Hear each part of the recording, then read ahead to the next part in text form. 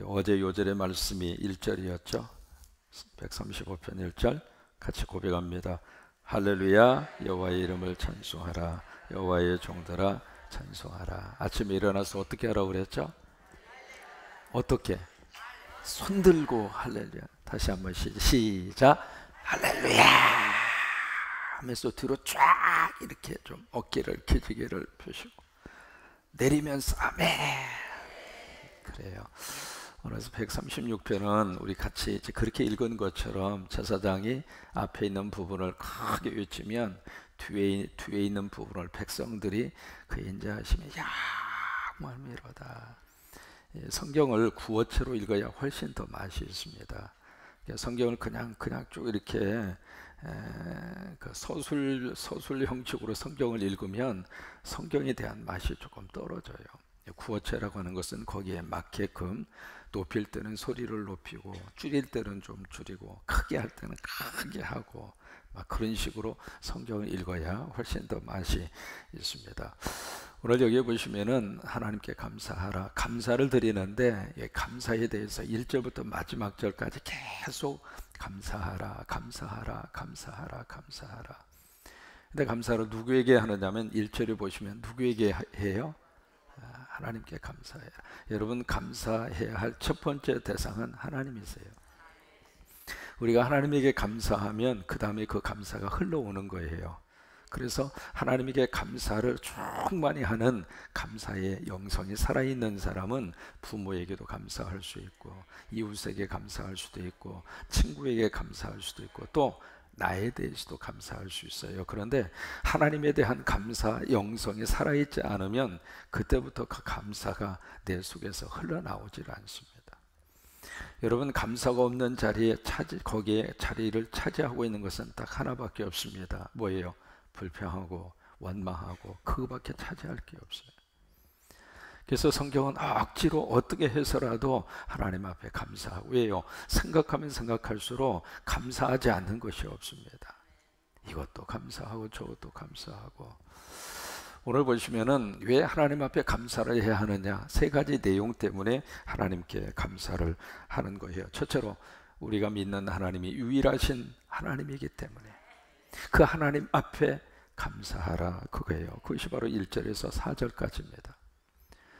그 2절에 보시면은 신들 중에 뛰어난 하나님, 그렇게 표현이 쓰고 있잖아요. 3절에서도 주들 중에 뛰어난 주께라고 하는 표현이 반복해서 나오고 있는데, 이 말씀의 뜻은 히브리어라고 하는 이 글자의 최상급을 표현하는 표현 방법이에요. 그래서 우리가 경배하고 예배하는 그 하나님이 유일하신 하나님, 최고의 하나님, 그러기 때문에 그 하나님께 감사하라, 바로 그거예요. 그 다음에 두 번째로 왜 우리가 하나님께 감사를 해야 하느냐, 창조주 하나님이시기 때문에 그 하나님께 감사하라, 바로 그거예요. 그 5절에서 쭉 거기에 9절까지 내용이 바로 그겁니다. 하나님이 창조하지 않으셨다면 이 세상에 삼라만상이 존재할 수가 없잖아요. 우리가 보고 있는 꽃 한 송이도 하나님이 창조하셨고, 하늘도 하나님이 창조하셨고, 지구도 하나님이 창조하셨고, 나도 하나님이 창조하셨고, 그러니까 나라고 하는 존재를 있게 하신 분이 하나님이니까 그 하나님 앞에 감사하는 거예요.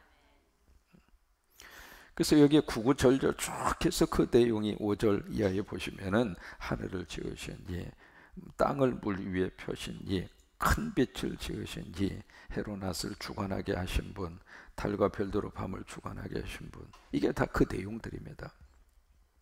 그 다음에 세 번째는 구속을 해주신 하나님이기 때문에 그 하나님 앞에 감사하라, 그거예요. 우리를 구원해 주시고 우리를 끄집어내 주시고 자녀 삼아 주시고, 그래서 그 하나님 앞에 감사하라, 그 내용, 그 내용이 굉장히 많아요. 10절부터 그 내용입니다.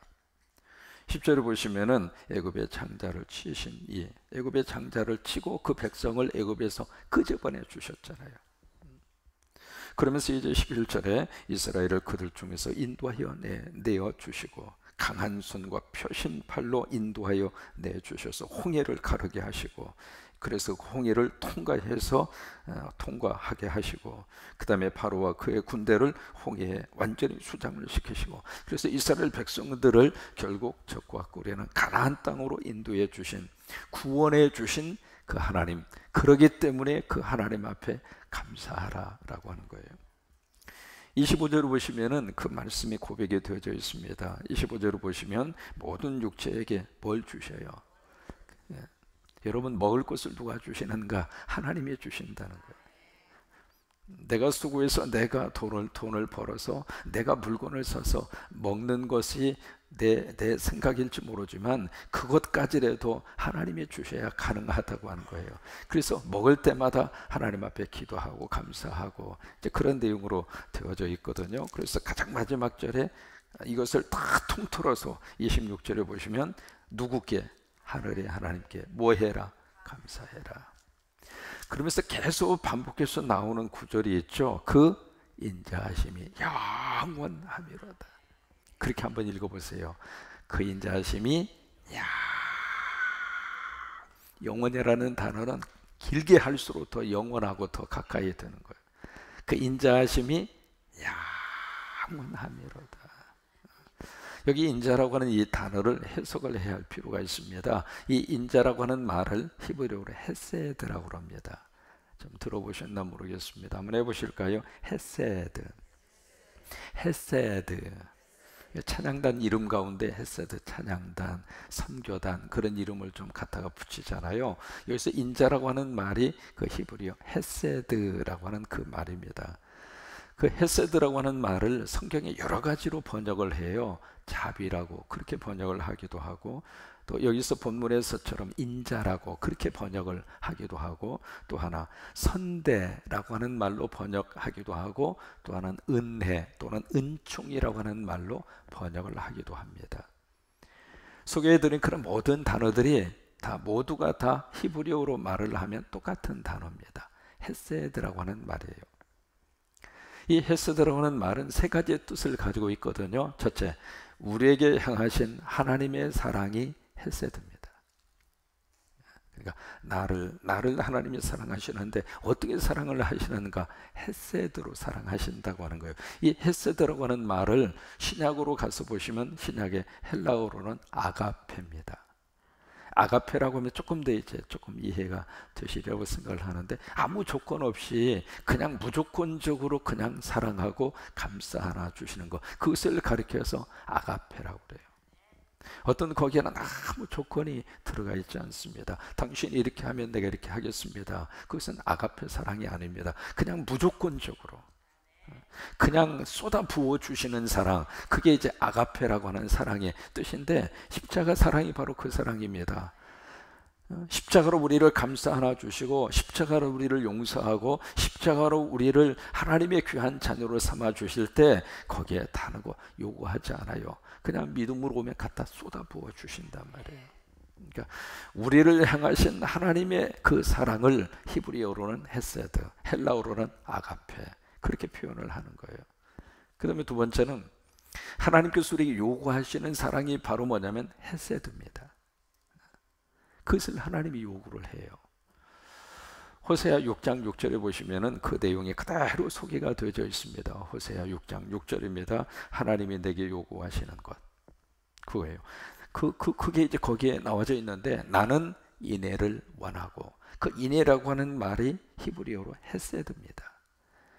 하나님께서 그렇게 말씀을 하시는 거예요. 내가 원하는 것은 인애다, 헤세드다 라고 하는 말입니다. 제사를 원치 아니하며 번제보다 하나님을 아는 것을 원하노라. 거기 이제 하나님이 두 가지를 원하신다고 분명하게 말씀을 하셨잖아요. 첫째로 하나님이 요구하시는 것은 인애다 그 말이에요.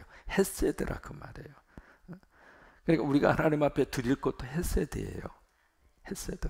기도 응답해 주시면 사랑하고, 응답 안 해주시면 그냥 미워하고, 그런 관계가 아니라 우리가 하나님을 향하여 바칠 수 있는 사랑도 헤세드란 말이에요.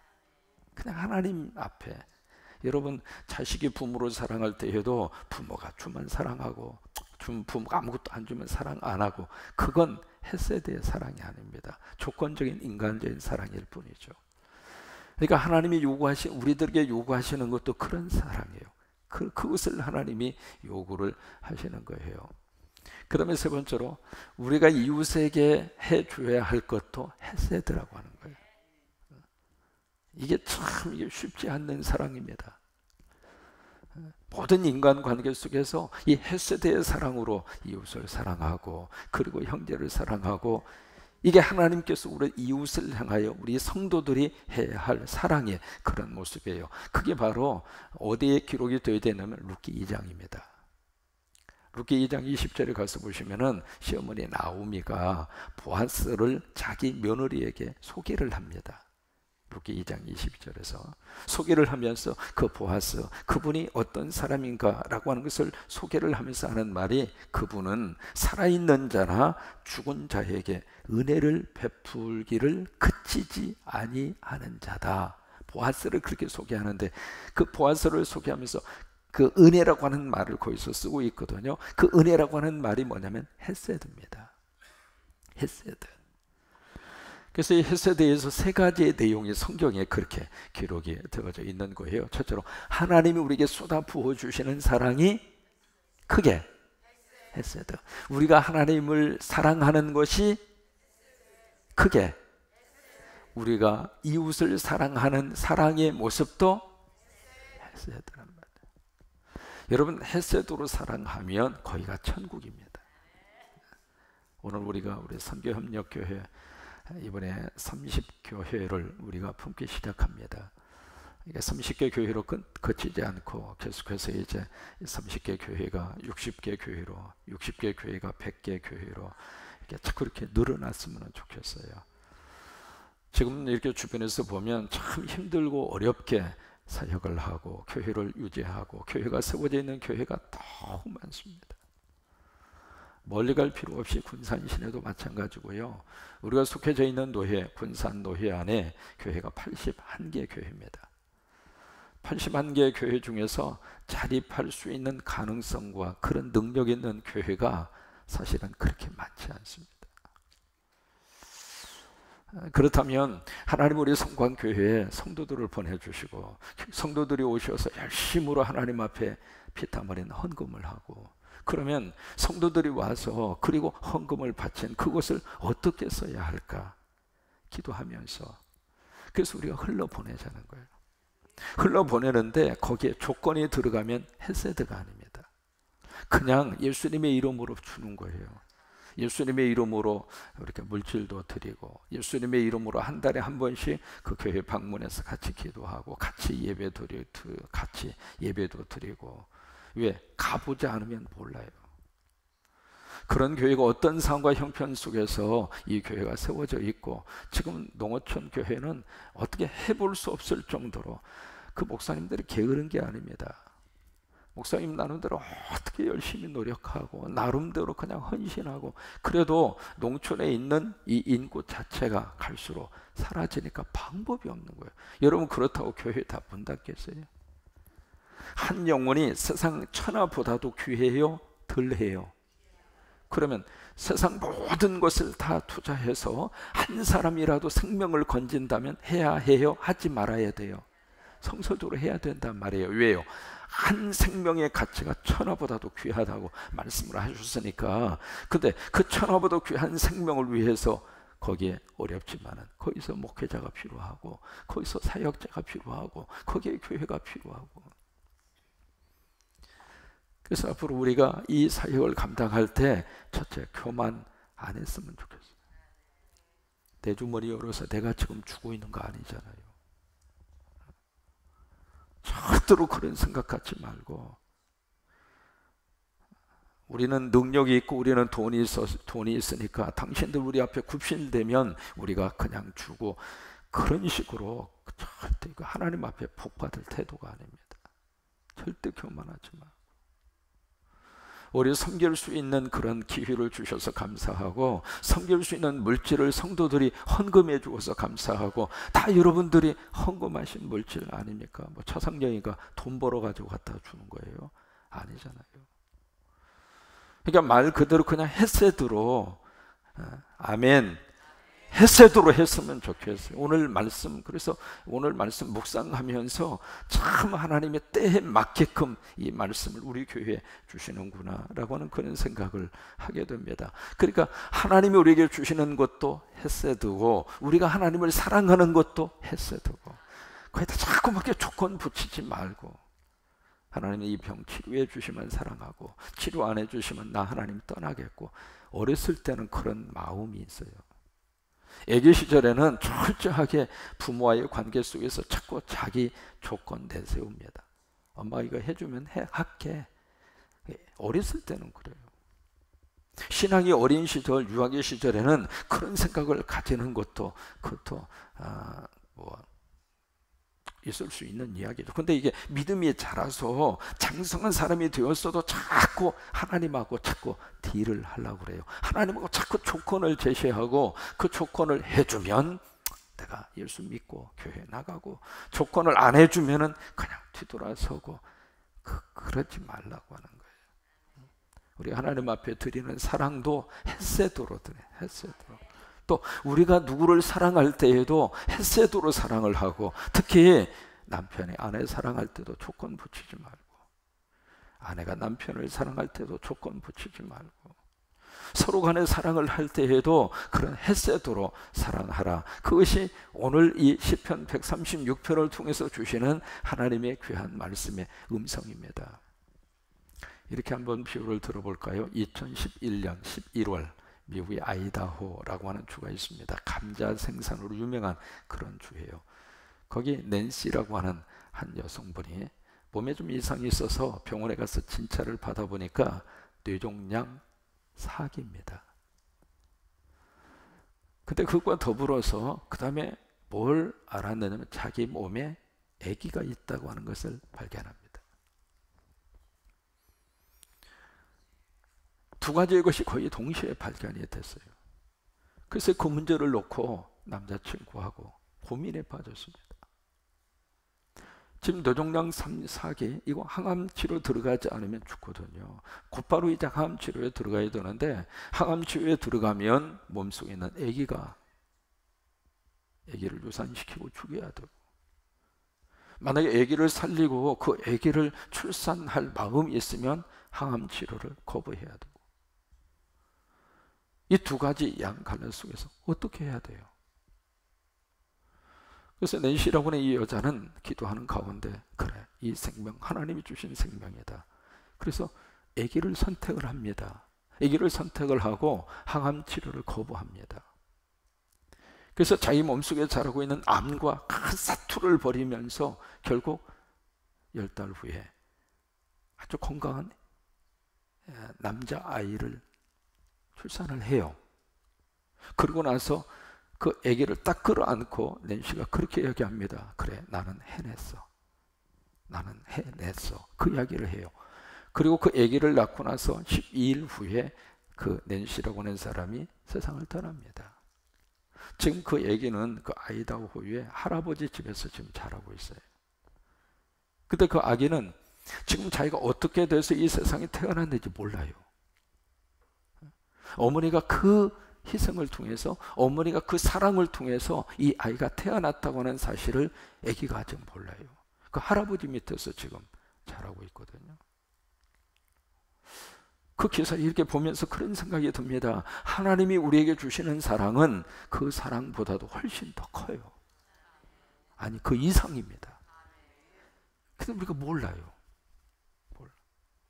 우리 십자가를 보면서도 저 십자가가 어떤 의미를 가지고 있는가 어느 때는 모르는 경우들이 있잖아요. 그런 것처럼 그 아기가 아직 잘 몰라요. 모르지만은 그 아이가 자라면서, 아, 엄마가 이렇게 해서 나를 이 세상에 태어나게 해주셨구나. 언젠가는 알게 될 거 아니에요. 언젠가 그것을 깨닫게 될 거 아니에요. 그것을 깨닫는 순간 그 아이는 엄마를 향한 그 사랑의 마음이 얼마나 애틋하겠어요.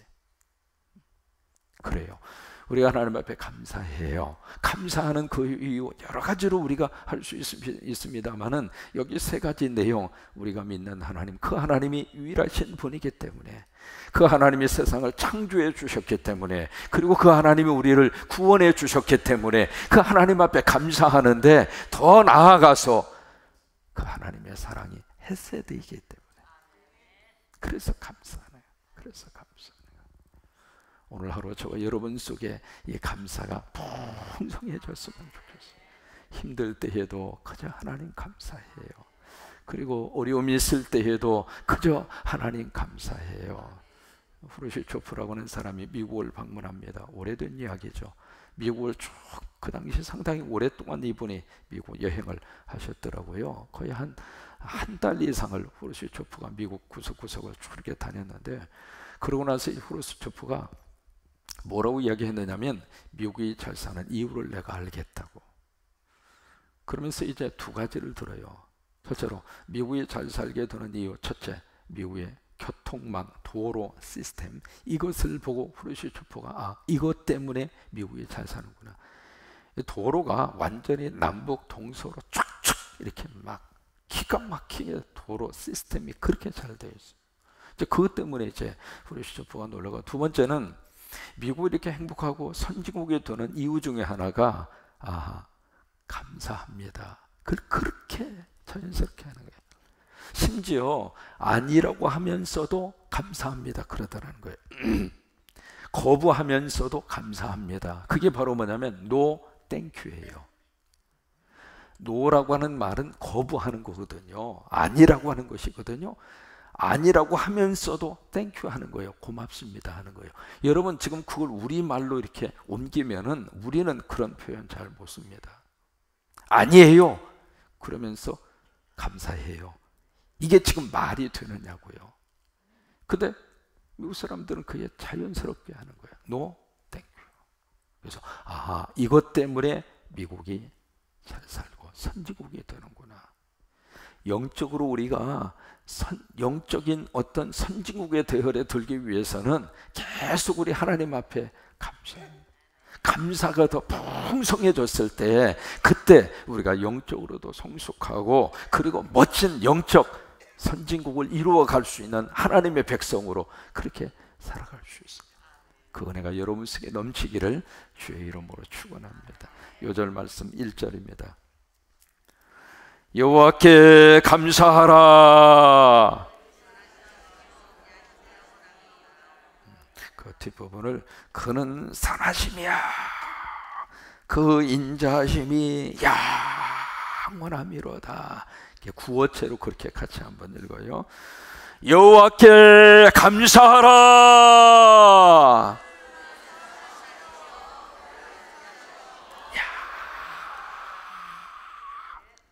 영원함. 다시 한 번만 더 하겠습니다. 여호와께 감사하라.